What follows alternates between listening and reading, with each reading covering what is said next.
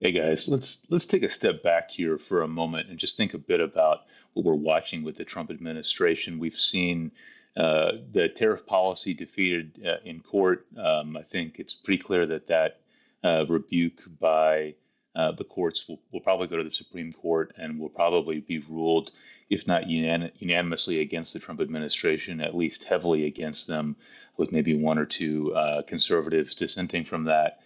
We're seeing worldwide de-dollarization, selling of dollars and treasuries at the same time.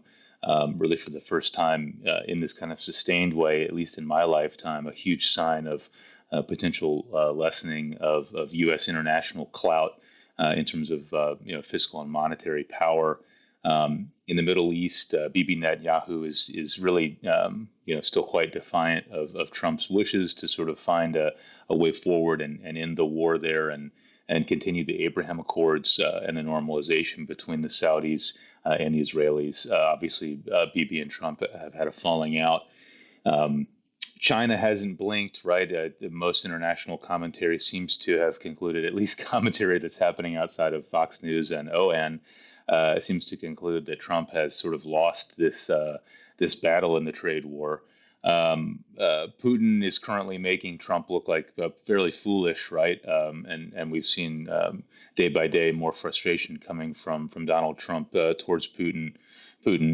Elon Musk has left the administration. Obviously, they're going to spin this as a planned thing, and they've accomplished so much. But I think we can all see that relationship eventually ended up where we all thought it might, with two egos that big. And while Doge is doing massive damage, there does seem to be this does seem to kind of indicate a schism between the certain parts of the administration and itself.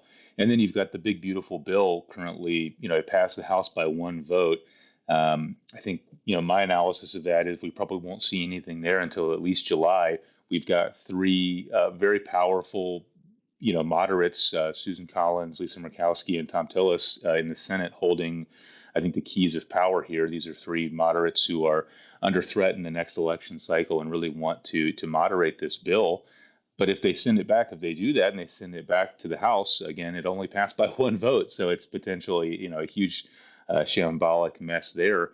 The big picture from my perspective really is this is kind of the end of the beginning for Trump 2.0. This is something that we saw with Biden and with Obama as well. You have this initial exuberance that then fades as reality starts to sink its teeth in.